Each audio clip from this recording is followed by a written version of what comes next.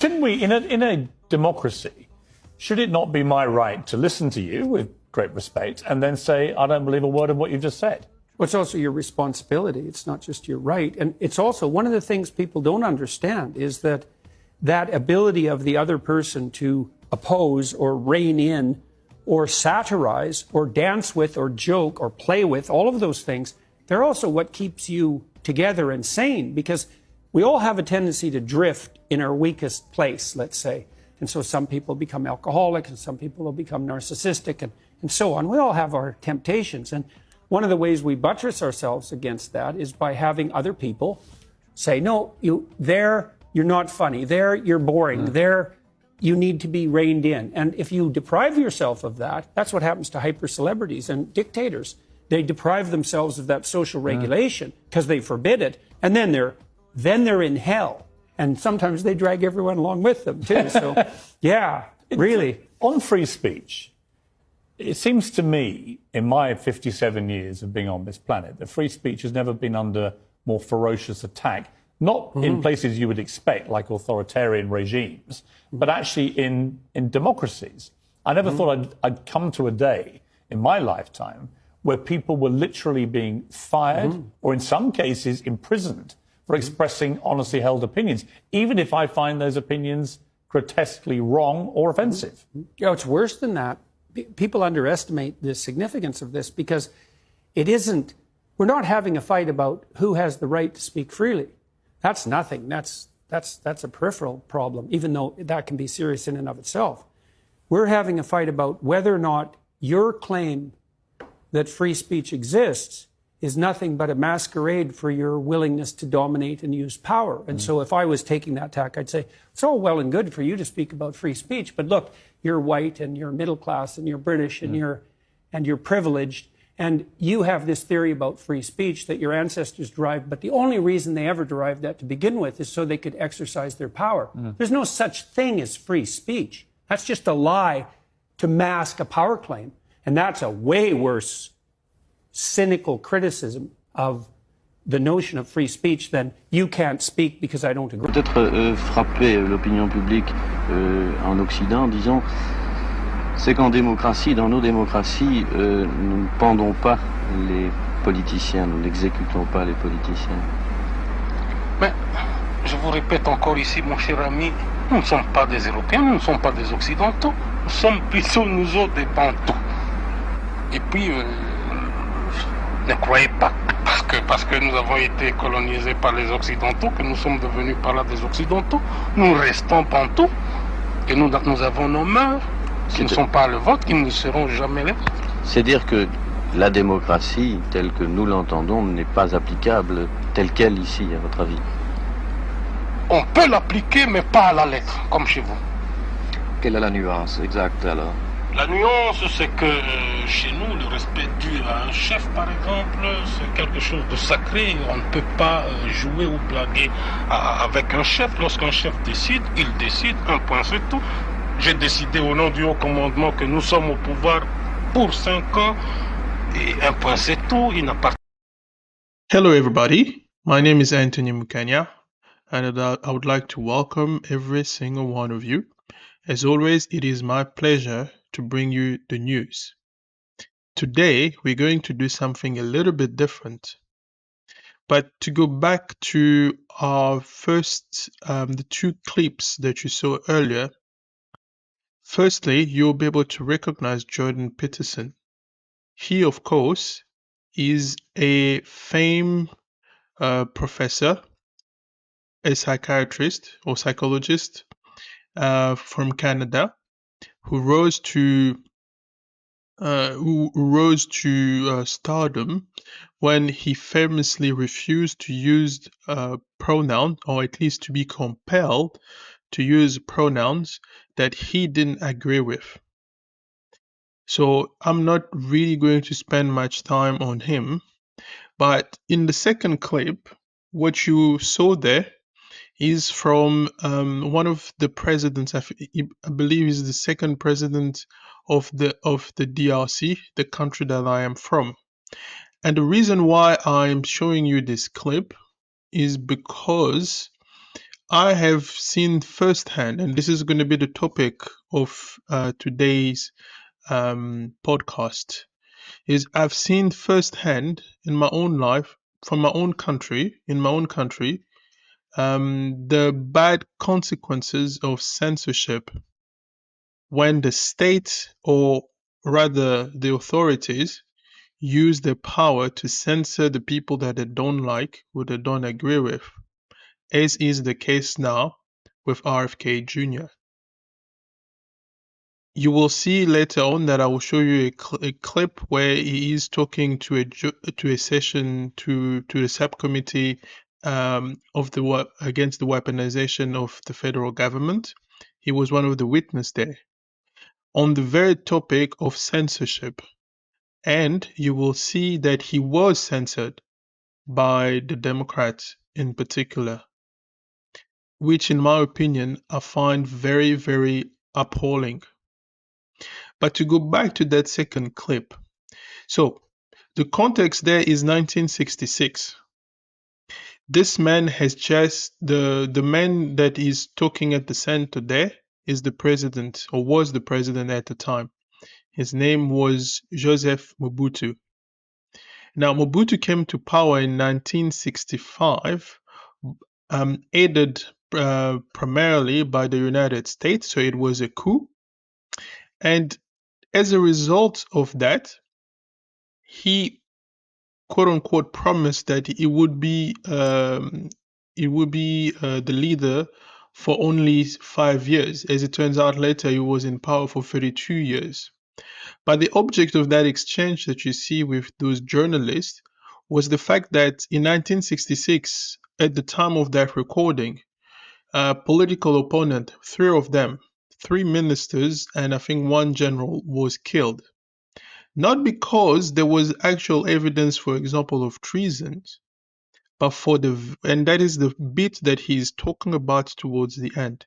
The crime, the very big crime, was the fact that they dare to make joke of the leader. I will say it again. The crimes was the fact that they made jokes about the leader. And so he used that to make an example out of them. And those people were then accused of committing some kind of crime, some kind of financial crime.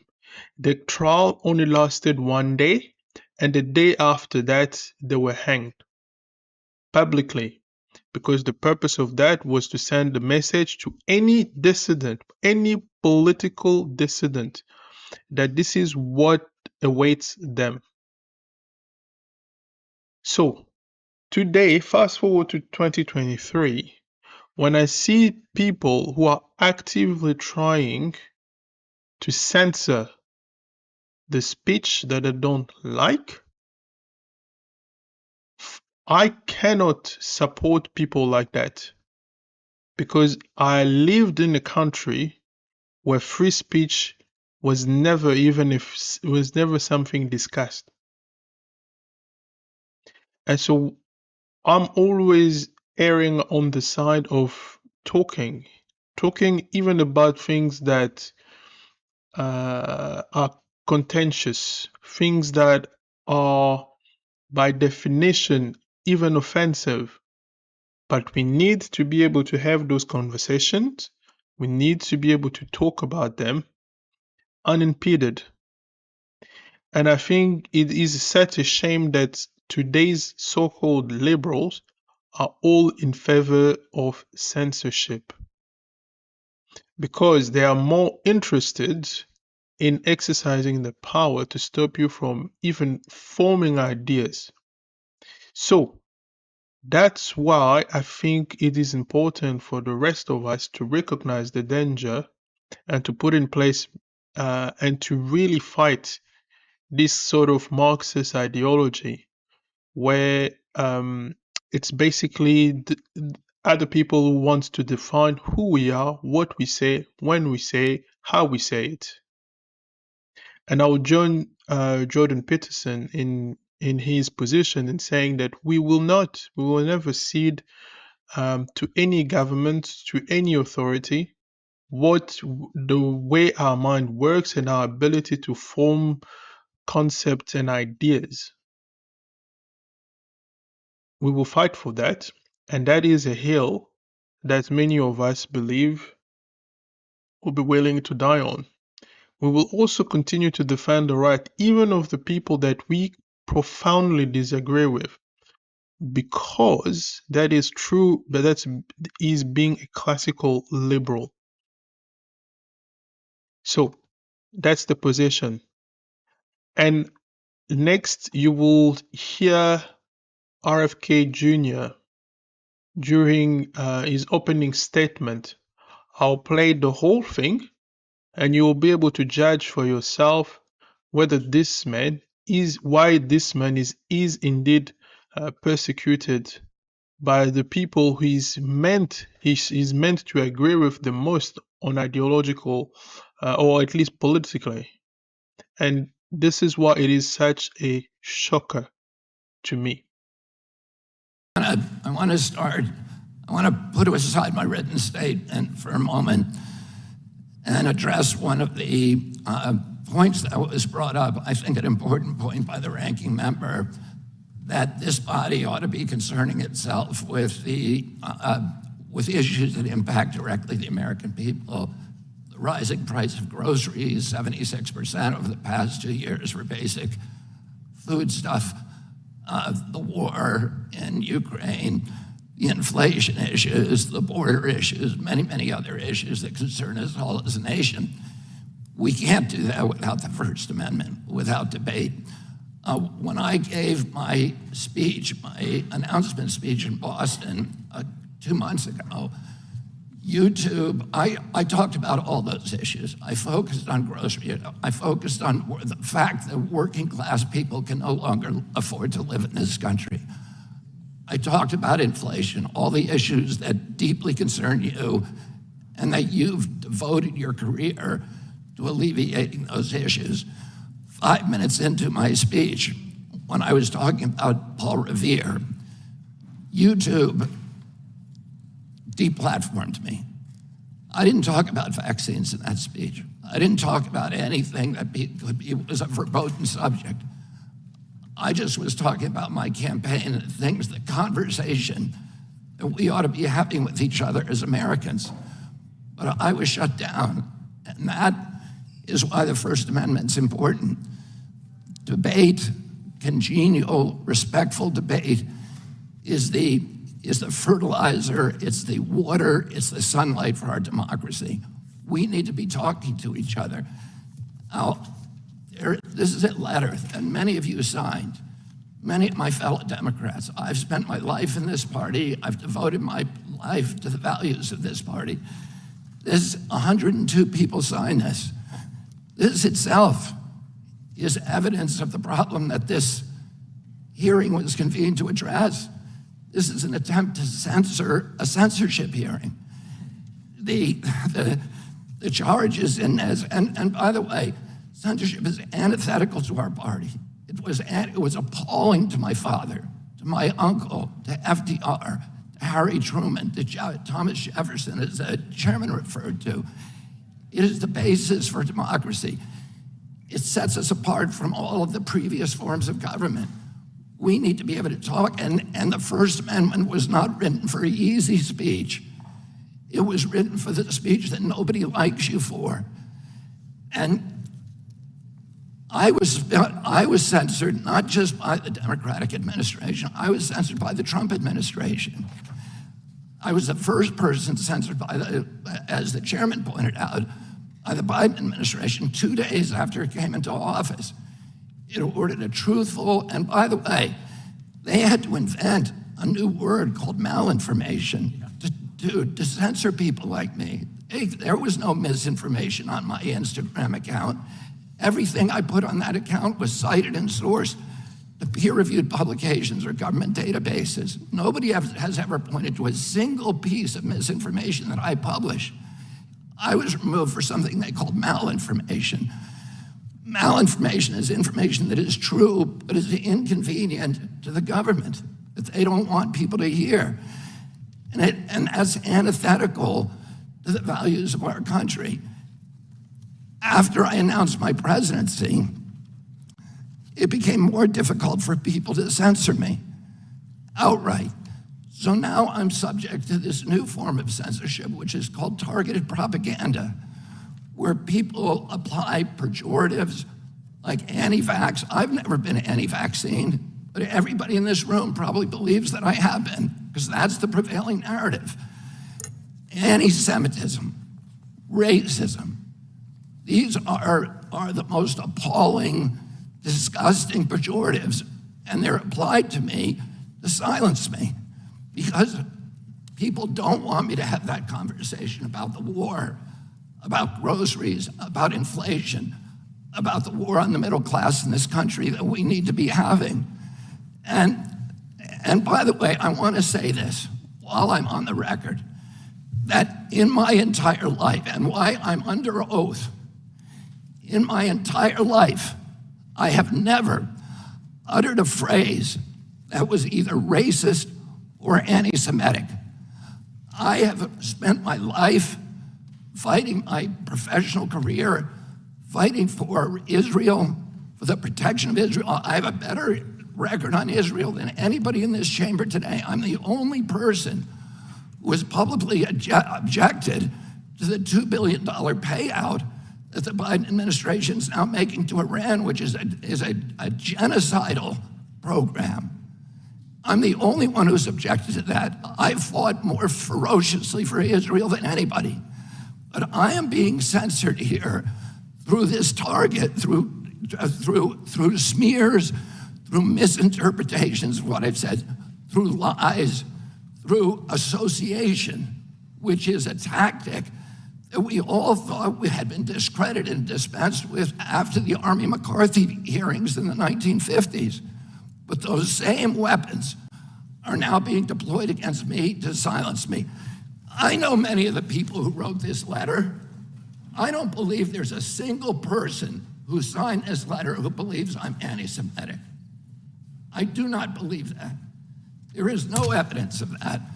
Now, I want to say something I think that's more important, and it goes directly to what you talked about, ranking member, which is the need, this toxic polarization that is destroying our country today. And how do we deal with that? This kind of division is more dangerous for our country than any time since the American Civil War. And how do we deal with that? How are we going to, every Democrat on this committee believes that we need to end that polarization. Do you think you can do that by censoring people? I'm telling you, you cannot. That only aggravates and amplifies the problem. We need to start being kind to each other. We need to start being respectful to each other. We need to start restoring the comedy to this chamber and to the rest of America, but it has to start here.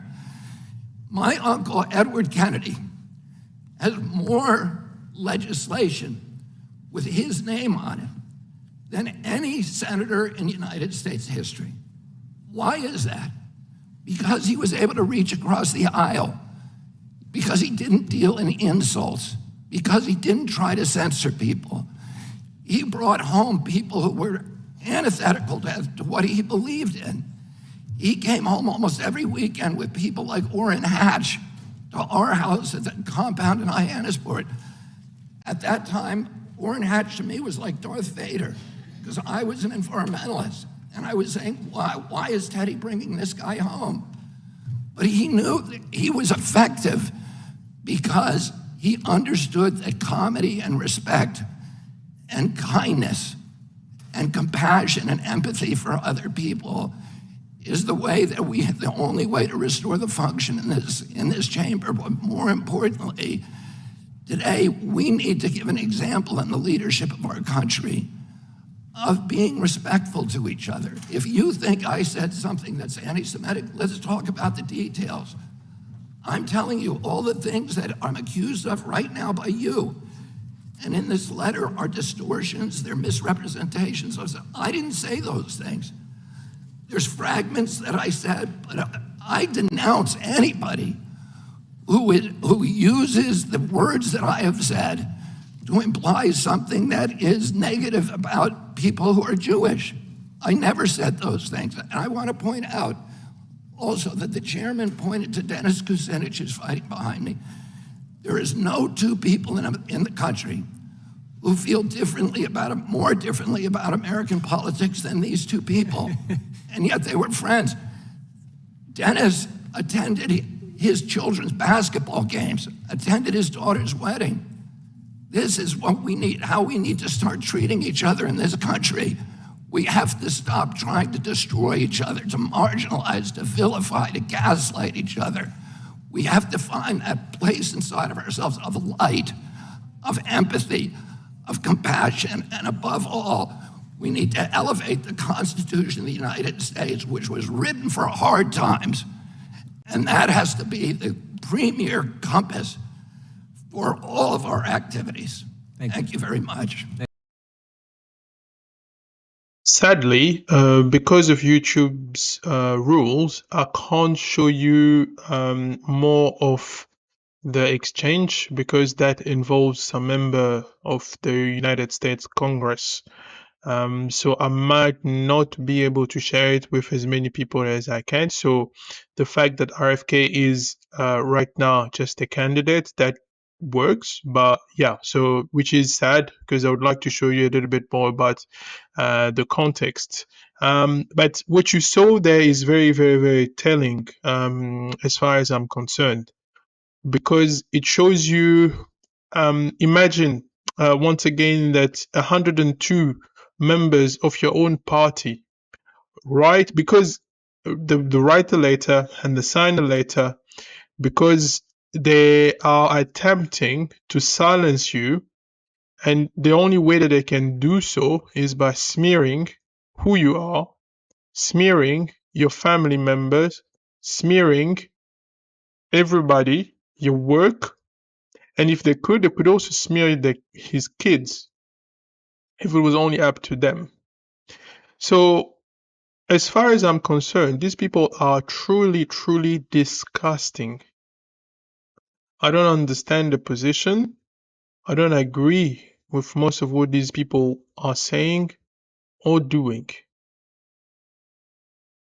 And it is, as I said, really, really telling that we get to this point where we are unable to actually tell the truth. Imagine that, unable and unwilling to simply tell the truth, or that the truth is sometimes very embarrassing to the powers that be.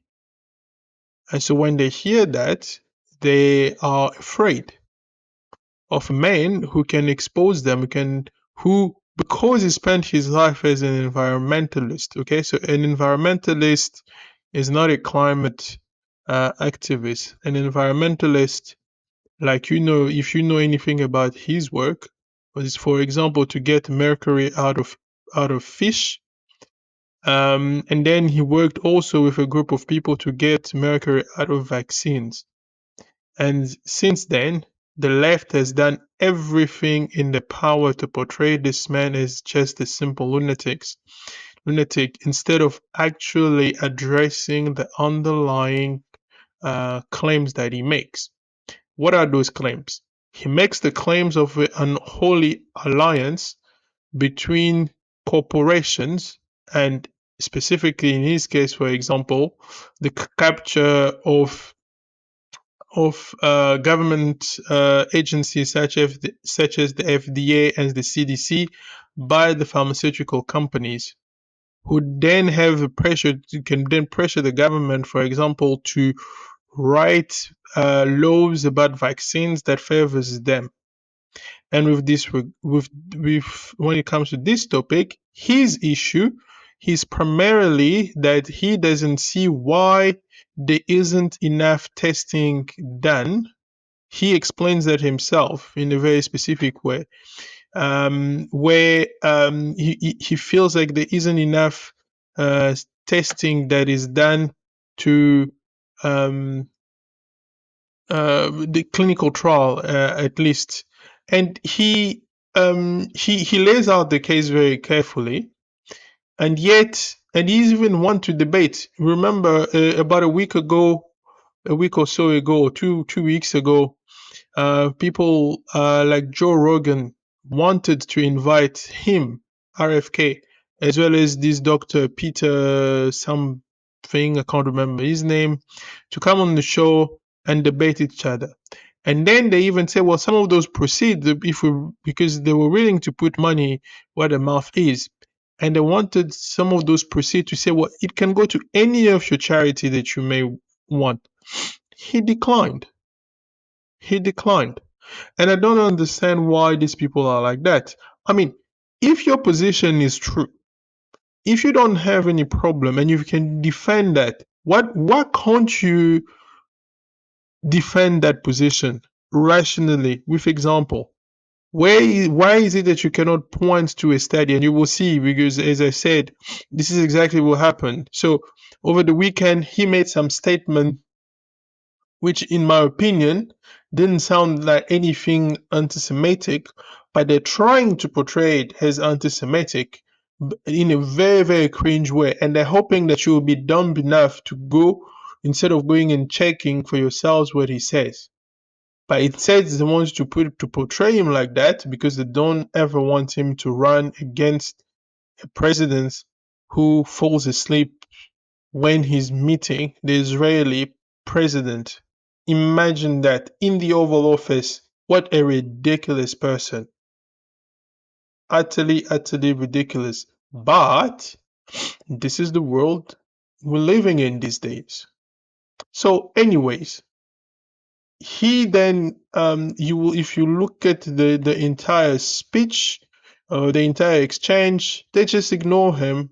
They portray him as a person who wants to endanger black people or African American, wants to endanger Asian American, wants to endanger a lot of other people.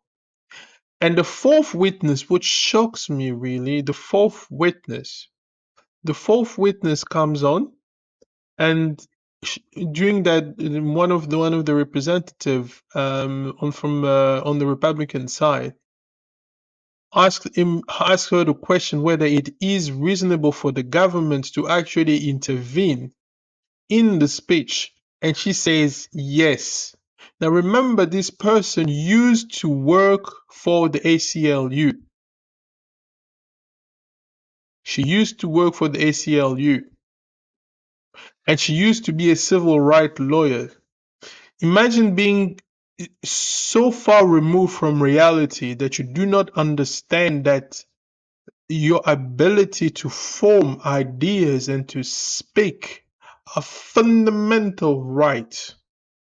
I mean, I live in France, and in France here, there is no First Amendment. So, for example, you could go to jail for denying that the Holocaust happened. Now, that would be something terrible to say. But here in this country, you can actually go to jail for that reason. Speech, you can, so there are consequences to what you're saying. And I don't mean that people just getting pushed back. No, I mean they can actually put you in jail because the government doesn't like what you have just said. So, this is the reality. And it's so bad that now, if you don't agree with that dogma, you don't agree with the principle of coercion, then you're an evil person. Then you're a white supremacist.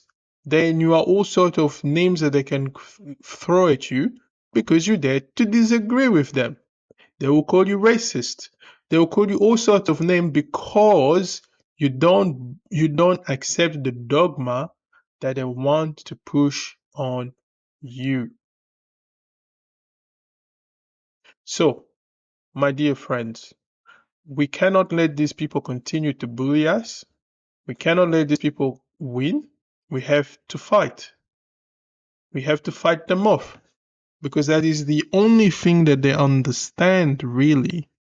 So we have to stand on our principles, and we have to say loud and clear that words cannot cannot hurt you.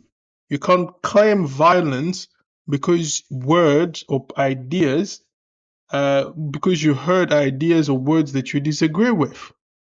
That is madness. So, I would also want to finish this by talking to you or sharing with you this quote. That is fantastic quote where the author of that quote is named Chesterton J.K. not J.K. G.K. Chesterton. Okay, and it dates back to 1905, and in that quote, there's one part of that quote when he's talking about that sworn will be drawn to attest that the grass is green in summer. It is really telling of the time that we live in, where things that we know for sure to be good are now contested, like the idea of free speech, which was a liberal idea a while ago, where people for example, in America, defended even appalling messages by white supremacists and Nazis. But they defended those because they believed that free speech is bigger than any one of us. It guarantees our freedom. It guarantees all our other freedoms. That we can even the right to protest and all of that come from that. We used to understand that. No more. Not anymore. And so in that quote, he does mention that for many people, everything that was good, they would turn that upside down and they will pretend that it is something that it is not. So when RFK talks about malinformation, so essentially, it's a word that the left has once again created to tell people that what you can see with your eyes are not true. We will tell you what you must think, how you must act, and if you don't, we will simply call you racist, bigoted, and whatever. So that's what I will end with today. And I hope that it will serve as a warning to all of us that our freedoms depend on our right, our fundamental God-given right to form ideas the way we want it, to use the word to express those ideas the way we want them, and to communicate with anyone we want, because that is our God-given right. And we shall never, I repeat, never surrender it. Truths turn into dogmas the instant that they are disputed. Thus every man who utters a doubt defines a religion. And the skepticism of our time does not really destroy the beliefs, rather it creates them, gives them their limits and their plain and defiant shape. We who are liberals once held liberalism lightly as a truism. Now it has been disputed and we hold it fiercely as a faith. We who believe in patriotism once thought patriotism to be reasonable and thought little more about it. Now we know it to be unreasonable and know it to be right. We who are Christians never knew the great philosophic common sense which inheres in that mystery until the anti-Christian writers pointed it out to us. The great march of mental destruction will go on. Everything will be denied. Everything will become a creed. It is a reasonable position to deny the stones in the street. It will be a religious dogma to assert them. It is a rational thesis that we are all in a dream. It will be a mystical sanity to say that we are all awake. Fires will be kindled to testify that 2 and 2 make 4. Swords will be drawn to prove that leaves are green in summer. We shall be left defending not only the incredible virtues and sanities of human life, but something more incredible still, this huge, impossible universe which stares us in the face. We shall fight for visible prodigies as if they were invisible. We shall look on the impossible grass and the skies with a strange courage. We shall be of those who have seen and yet have believed.